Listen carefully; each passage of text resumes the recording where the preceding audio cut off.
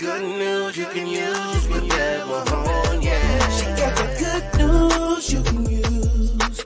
Good news you can use for your life. So listen up, everybody. Listen up, everybody. She got the good news you can use. Good news you can use for your life. If you want to get the info that'll help you throughout your life, yeah. All right, good news you can use. That is it. Hey there. I am Beverly Mahone, your host of the Boomer Beat. Many of you know me as Auntie Bev, but today I am wearing my podcast hat, and I am Beverly Mahone.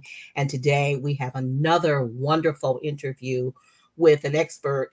And let me just say this right off the top, is that this is one of those PG-13, almost R-rated kind of conversations we're going to have. So if you have real little ones around the house and you're trying to listen, I would caution you that perhaps there may be some conversation that you might not want them to hear just yet. But it's a conversation you are going to need to have with your daughter at some point in life.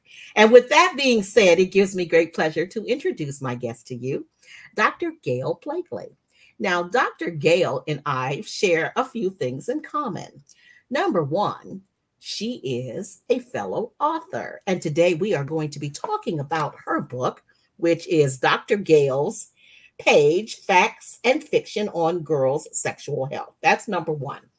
Number two, she is a member of my All Words Matter community, where she is getting her shine on, helping to continue to build her vocabulary. Now, you know, as much as I want to think that I'm a doctor, that I'm not, but she is. She's a bona fide doctor. And today she is going to share with us some of the facts versus the myths when it comes to sexual health with young girls. And I will say this to you, I have read portions of the book, not all of it, but it was very enlightening for me. There were a lot of things as a 66-year-old woman that I didn't even know. So, whoa. But she's going to break it down for us today. So, Gail, thank you first of all, for being a part of the Boomer Beat. Appreciate it.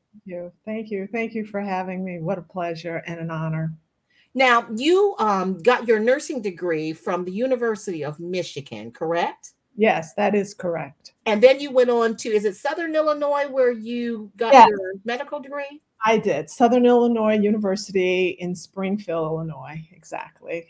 And so you are an obstetrician and a gynecologist. And let me just give a shout out to all of the gynecologists and obstetricians, especially to my own, who is she just recently retired, Dr. Avery, because it's so wonderful for me anyway, to have had a female gynecologist, but a Black female. And I'm so, thrilled that there are so many of us out there that maybe we don't even know. All right, so let me ask this first question of you. Sure. What made you decide to choose that field for your career? Wow, that's a great question. So when you're in medical school, you do all the rotations. And when I started, I wanted to be a pediatrician, but obstetrics and gynecology gave me the opportunity to both do surgery, which we gynecologists do a lot of surgery, female on the reproductive tract. And it also allowed me to practice that primary care part as well. So to do the surgery and also help my patients with the daily care of being a woman, the things like your pap smears, watching your blood pressure, your weight, and everything else about just our general health, and then also our reproductive health. So to scrub and do the surgeries, and then to care for the women in the doctor's office and providing that basic care was also very interesting to me, very much so. So that's why I did it. It gave me both worlds. Did you always want to be a doctor ever since you were a little girl, or did that whole idea change as you grew older?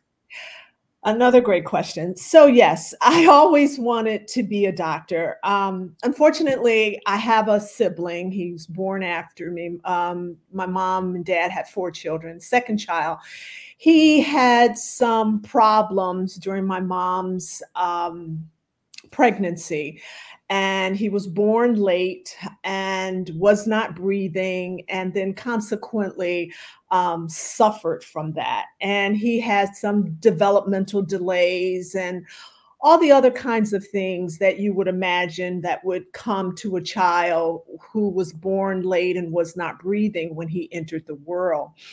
And throughout most of his development, I watched my parents struggle with him to help him and make him better. And as a little girl, I was only like 2 or 3 years older than he. I wanted to do more to help him. They spent lots of time in the hospital. They looked to their doctor to help them.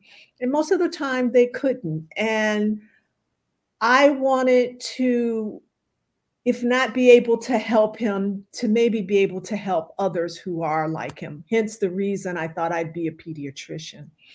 But as an obstetrician, I now know how to look for those high-risk pregnancies and get mothers into care right away and monitoring those babies very closely. And we didn't really have that some 50 years ago, but now that we do, I think that in some way I can give back and be a help to someone who unfortunately suffered like my brother did. Well, speaking of 50 years ago, we didn't have this book either. I mean, because if we had this book, I would have been reading it because I was an avid reader. So my question is, why did you decide you needed to write this book and write this book in this way? Because it is very, very enlightening and very telling about a lot of things, like I said, I did not know. Yeah, exactly. Exactly. So I wrote the book because, like all of us women, we go through puberty and we're developing, and our body is just changing so much and so very fast. And a lot of us don't have a clue what's going on. We just know there's something happening.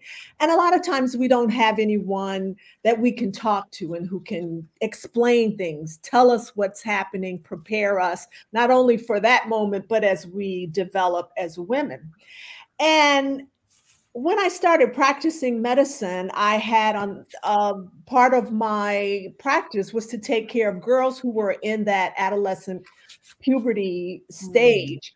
And what I found out is that here we are in the 21st century, and these girls have the same questions you and I had, the same struggles, making the same mistakes, and not much better. In fact, in many ways, because of the internet, they're more confused. Not only do they have the myths that parents and friends and family may tell them, but also the misinformation that the internet provides them.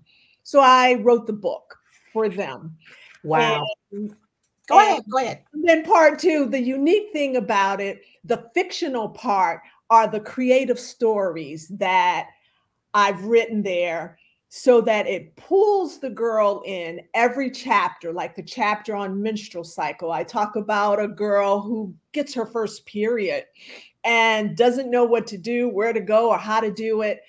And then after we go through her fictional struggles with that, the final part of the article of the book is of that chapter, excuse me, is called Dr. Gale's Page. And I very carefully describe what is happening to this young lady using simplified science and understandable information so she can draw the story and the science together and get a real good idea on what's happening in her life.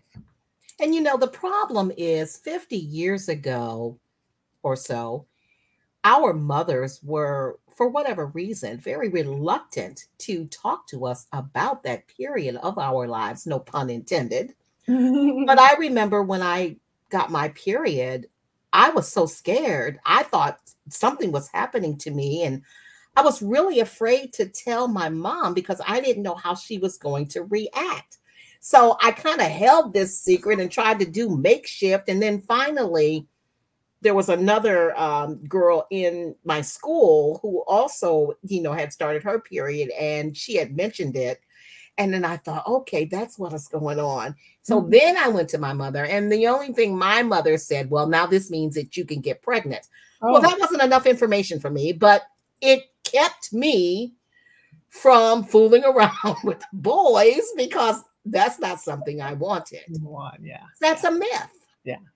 And you were more fortunate than a lot of girls. A lot of girls didn't have anything in the book. There I am under the street light talking to Dorina, and she's giving me all this information.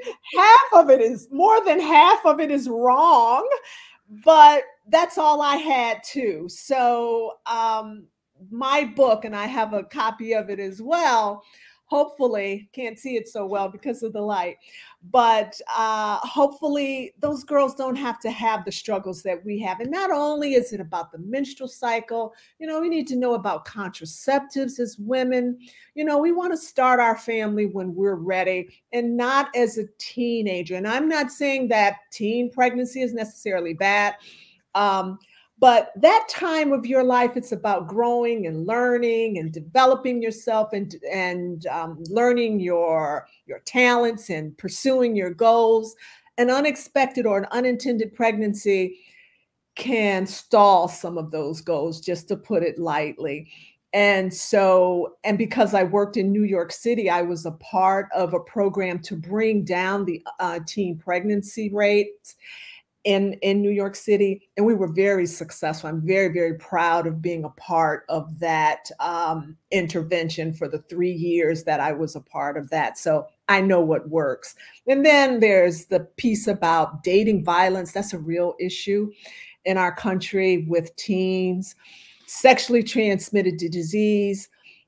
In the book, not only do we not want a sexually transmitted disease, but sometimes there are those diseases out there that can hinder your fertility. That is, when you're ready to start a family and have children because of the disease, you may need some special intervention or may not ever have that chance. I want to improve or increase the chances of girls getting what they want out of their lives for their sexual health. Well, let's go back. I do want to talk about the sexually transmitted diseases a little bit later, but I have so many questions. So as an adult, I think I learned more about how our bodies develop during that time of month, whether or not we ovulate, which I never really understood that until I read the book. And how, our bodies just develop. And then if we don't get pregnant during that time of ovulation, then that lining is how the blood flows. I just didn't know that. I mean, to me, that was like, okay, is that how it happens? Yeah, that's how it happens. Yes. Our bodies. Yeah. Go ahead. I'm sorry. But anyway, so I mean, and the other part of this is, like I said earlier, is that all I knew was the vagina. It's the vagina. I didn't know there was a whole word called vulva. And so you really have taken, everything down to the finest detail and explained it for young girls to know. Yeah. How early is too early, in your opinion, that girls should start understanding about sexual health? Yeah. So generally, girls, the beginning of puberty and the changing of your bodies, girls can see changes as early as 10. There are those who start as early as 8. And I'm talking about changes like body hair under the arms, in the pubic area, body odor. All of those things come long before the period, which usually starts about age 12.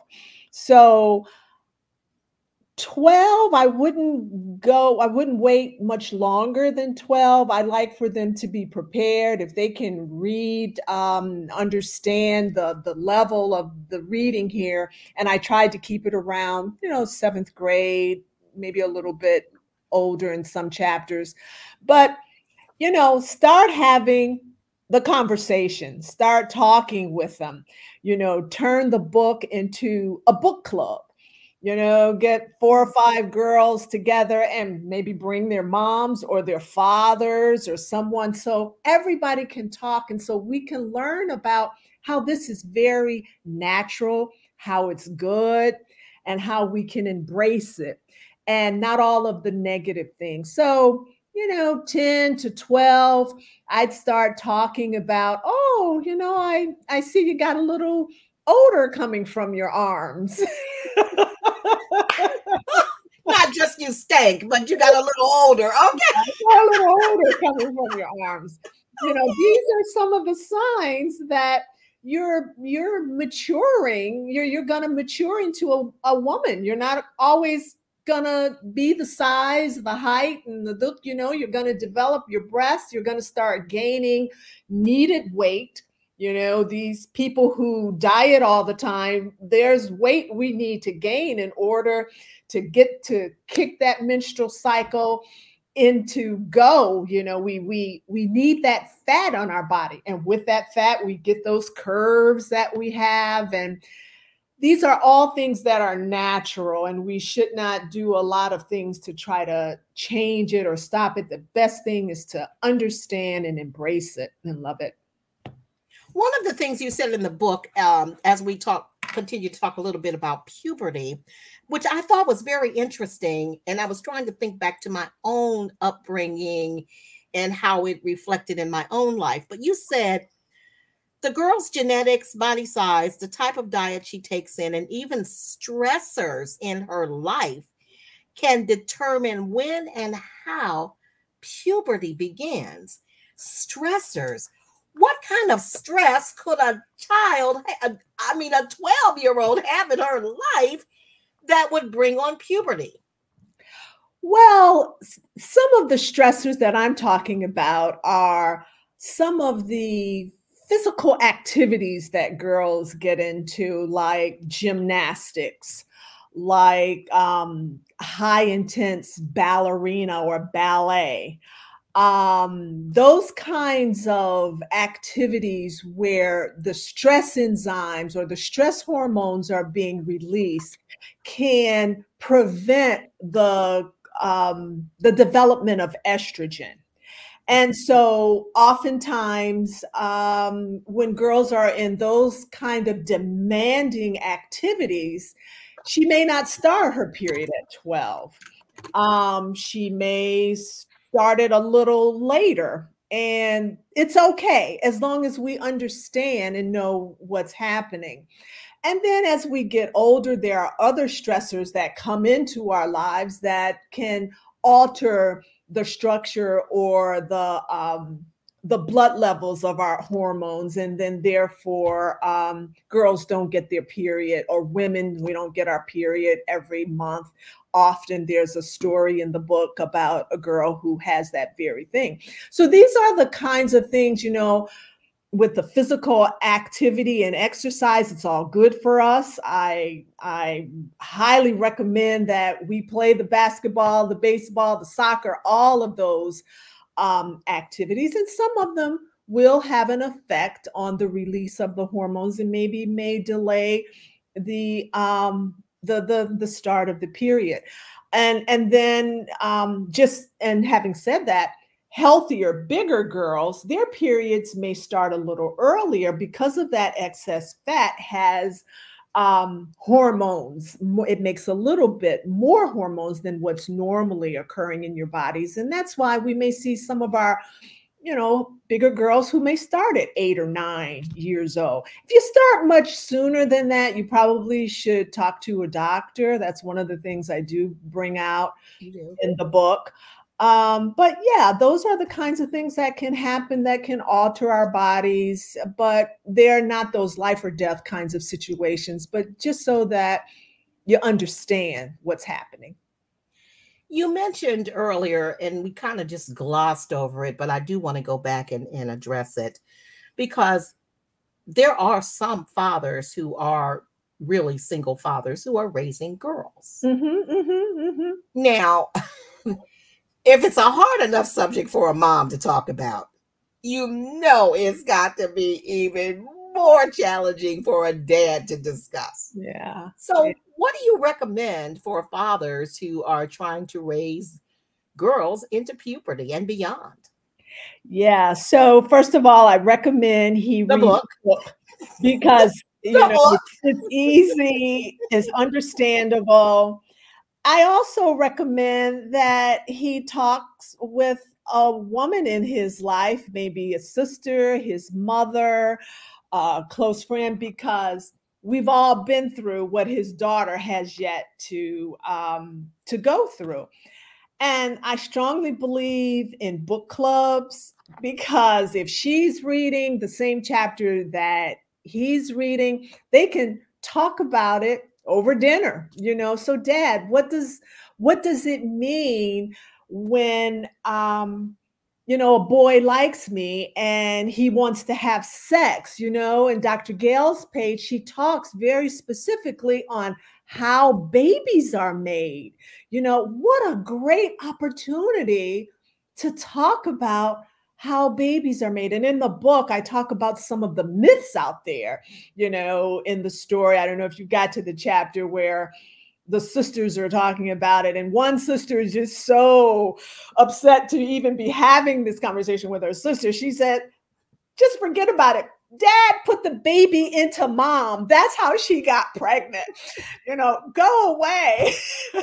Right. So these are just some of the stories that are out there. Yeah, Dad was a part of it, but not to that degree. So I just recommend that we have a platform or something that can be our reference source. And I see that in the book. Let's talk about those sexually transmitted diseases. And once again, folks, I want to, you know, remind you that this really is a PG-13 conversation. So understand that we are discussing some topics that you may see as taboo, but they have to be discussed. Yeah. So let's talk about those sexually transmitted diseases. Now, full disclosure, I when I was in college, I had chlamydia. I didn't even know that I had it. But then a part of, you know, a guy that I was dating, I guess he discovered that he had it. And then, of course, he had to come and tell me that I had it. Yes. Which was a mess. But anyway, that's neither here nor there, right? Yeah. But I didn't know any symptoms. I didn't recall any signs or anything. So then how do young girls, how can they really understand what that is and when they you know, get it, especially if the boy they're involved with is not forthcoming and letting them know? Wow. I mean, it's like you read what really happens. And first of all, your boyfriend was good to tell you. Yes, he was. Oh, yes, he was. Because otherwise, mad as you were, be thankful that he did say something to you and that caused you to go out and get treatment. The thing about chlamydia, I call it the silent disease. People used to say that about hypertension. You can have high blood pressure and you have no symptoms. Well, chlamydia is the same way. And if you're sexual, what I tell my girls, my patients, is if you're sexually active, you have to protect yourself because you don't know what the person is coming to you with. And so the best thing to do is to always use a condom, even though you may be using something to prevent pregnancy, and then annually get checked. And don't be embarrassed. Don't be afraid. Girls are very timid at this time. Everything affects their image of themselves, their self-esteem. and to risk being told or someone knowing that they have a STD, some will opt not to even go to the doctor. If someone were to tell them, hey, I had a STD and you may have it as well. And that's because of that age that they're at. I mean, other people, if you told us that, we would beat you to the door getting out of there to go see someone. It's not so true with girls. So prevention is the thing to teach them, and to be consistent with their preventative methods. And get checked every year if you're sexually active, even if it's a mutually monogamous relationship. You just never know. And Well, you obviously, because I thought it was monogamous, but obviously it was exactly. Because what I'm very much afraid of is chlamydia, because it's silent. It gives no symptoms generally, oftentimes. And it can sit there and it can damage what's called your fallopian tubes. Chapter 1 is all about the anatomy, so I'm not going to explain that, but those are the tubes that are like the bridge to your eggs, that the sperm travels to get to the egg and cause pregnancy, fertilization. So if those tubes are blocked because of chlamydia, the sperm and the egg never get together. They never come together. Sometimes, though, they may come together, but because those tubes are damaged, it's like going across a bridge and the construction guys are out there with all of their machinery and you can't get to the other side. You gotta wait. So that's how chlamydia is. It just kind of blocks it. And sometimes there's a little pathway there that the egg and sperm can come together. But the thing is, because there's so much scar tissue, that egg and sperm, as the book says, it bounces down and deposits itself in the uterus. Well, what happens is that all that blockage there, it can't go to the uterus. And so it stays in the tube and it grows, because the egg and the sperm, you have a fertilized egg now. They've come together, but the tubes are not designed to hold an egg expanding that's destined to be a baby. And that's one of the ways we get what's called ectopic pregnancies. And those can be life-threatening, actually. I've heard of that. And yeah, and here again, if you're pregnant, or if you think you're pregnant and you're having lots of pain in your tubes or in your pelvic area, you don't know really where it's coming from, you need to see a doctor. We have good medicine now, good technology, where we can pick these things up right away. You don't have to go to surgery like you once did, but we can sometimes give you medication and things like that to address it. So infertility is it can be a problem. I mean, when you're 15, 16, 17, that's the last thing you want to hear about, is having a baby. So you're not so interested in protecting your fertility. But when you get in your 20s, your early 30s, and you're thinking about starting a family and you can't because of what happened when you were a youngster, it's a hard pill to swallow. And so here again, my book is about prevention. My book is about to avoid a lot of these pitfalls. So yeah, that's it. And there is so much more in this book, and we unfortunately aren't going to be able to talk about it all, but it is Dr. Gale's page, Facts and Fiction on Girls' Sexual Health. I have started reading it, and I plan to finish the book because I just feel like there's so much in here that I did not know and that I can learn. And I don't think you're ever too old to learn. So with the time that we have left, Dr. Gale, do you have any closing thoughts that you'd like to share with us? here again, I encourage everyone to read, learn, and enjoy. It's an enjoyable book. The fictional stories are, I think, very, very good, and girls will connect to it. But I really like to shout out and give a thanks to the people who made this this book all possible.